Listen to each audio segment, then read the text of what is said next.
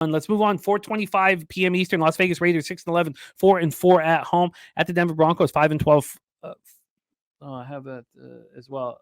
Sorry, I shouldn't. I don't know why I have their 4-4 on the road for the Raiders last year. Broncos 5-12 last year, 4-4 at home.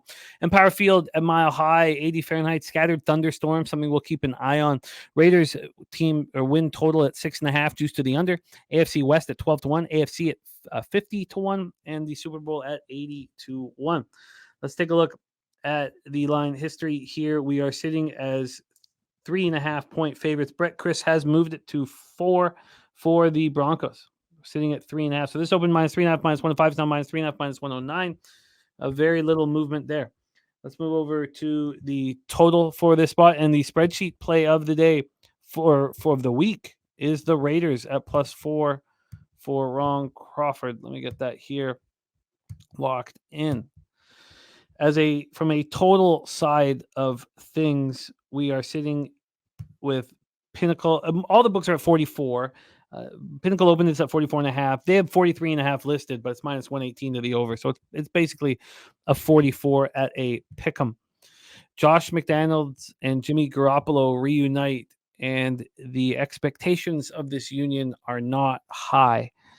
Jimmy G struggles to throw the ball downfield. Last year, he was 30th in air yards per attempt. He does have a star receiver in Devontae Adams. They signed former Patriot Jacoby Myers. Hunter Renfrow returns. He has Josh Jacobs behind him. But I have a feeling that the 1-year, $10 million contract in the offseason really upset him. Now, he's not said that. He said all the right things, but he played in every single game last year. He ran for 1,653 yards and 12 touchdowns. He caught 53 passes for 400 yards, and you won't extend him? The Raiders are asking for trouble. This is just too violent and dangerous of a sport. When a guy puts it all on the line for you and you don't give him any security. 25 years old. I mean, what does it take now for a running back to get the contracts of the old days? Maybe they're just not around. There are 3 offensive linemen returning to a group that were good last year. Darren Waller left for the Giants, but he's replaced by Austin Hooper and the Notre Dame product Michael Mayer. The defensive coordinator has got to get more out of this group. 27 sacks last year, and Max Crosby had 12.5 of them. Can they get anything out of Chandler Jones? This could be a really bad defense. I mean, are we expecting Marcus Peters to be elite? There's so many more questions than answers here with this squad. And if things go wrong early, not only will Jacobs not play hurt like he did all last year for the big contract that he didn't receive, but they'll start looking to get the highest draft pick possible. I think I should, now that I'm saying this out loud, I'm very interested in the under 6.5 wins now that I'm talking about it out loud. Take it away for us, your thoughts on the Las Vegas Raiders. Yeah, I'm kind of right there in the same boat with you. I mean, I think unders on this team is going to be the play. If you're going to bet the Raiders, make sure it's early in the season because it's going to turn into a tank. This team is not positioned to be good this season. Defensive line, PFF ranks them 24th. Secondary ranked 30th. Offensive line ranked 19th. But to be honest, I think the offensive line is a little bit underrated. I think it's a cohesive unit, and they played well together last year. So, I mean, the individual player grades and the results didn't really match up. So I really didn't understand that. Max Crosby, a stud on the defensive line, didn't matter. They were bottom 3 in sacks last year. And I just don't think that this team really wants to be good. I think that I'm going to move on this under 6.5 here. I wonder, what up, Jacqueline? Great to see you.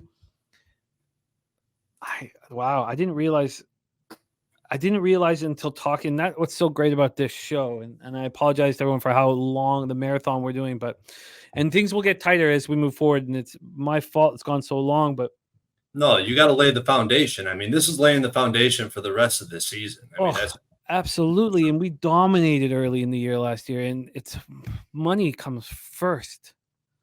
Broncos season win total at 8.5. AFC West at plus 550. AFC at 33-1. Super Bowl at 40-1. Denver's dominated home openers since 2000. I don't know how much those stats really matter with all the changes in coaching and everything, but Jesus, 20-3 straight up, 14-5-4 against the spread since 2000, 74% against the spread.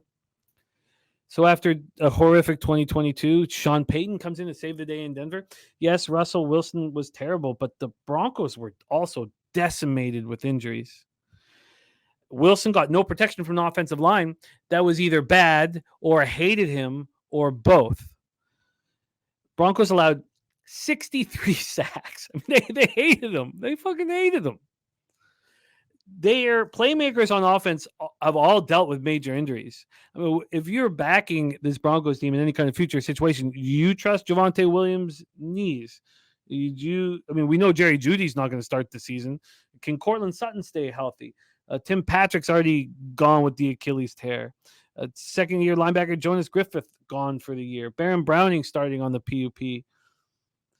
And despite all of how bad this team was last year, their defense was good. 10th in defensive DVOA. Vance Joseph comes into a really good situation.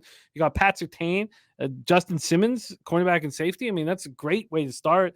They lost 9 games last year by 7 or fewer. And that's Nathaniel Hackett being an idiot and an ass clown. Sean Payton can do a better job in those situations. What do you think of this spot? Do you have any interest now that I foresee the Raiders wanting the number 1 overall pick or something close to that? And the spreadsheet play today obviously concerns me with Ron on the Raiders. Do you have any interest in the Broncos here? Yeah, for me, it's Broncos or pass. Sean Payton in the offseason is, adding Sean Payton is a great addition. What this guy was able to do for the Saints was incredible. His offenses are usually quick hit, death by 1,000 cuts, short passes, get the ball out of your hand. And that's perfect for Russell Wilson, who struggled. But that was also part of the scheme Russell Wilson was a part of. I mean, it was atrocious to watch this team. I mean, it was a downright disgrace to NFL football. When you look at this offensive line, I think that they're 11th overall per PFF, but I think they're actually better than that. It's just Russell Wilson, who I think struggled to get rid of the ball, struggled to make decisions, definitely didn't look like himself. If there's any type of return to a semblance of what Russell Wilson used to be, this Broncos team, there's a lot of value on him. I do have this line at -4 personally through my power rankings. I just, I want to trust Payton and the Broncos to outclass the Raiders in this matchup, but it's such a huge coaching mismatch. It's almost like I just want to take the Broncos and just run with it, just have faith. But I haven't gotten there yet, but it's definitely I'm leaning towards the Broncos. I'm getting over there as well. I forgot to mention the cash, 37% of the tickets. So you have the Raiders over that 60% mark. That's so important to me. You have the Raiders as a public road dog. So the Broncos 37% and 43%. We know that there's a bias on what the Broncos really are. Now, the injuries have already attacked them again, and Russell Wilson's still unpopular. The under has 61% of tickets and 98% of the cash. 98. That's ridiculous.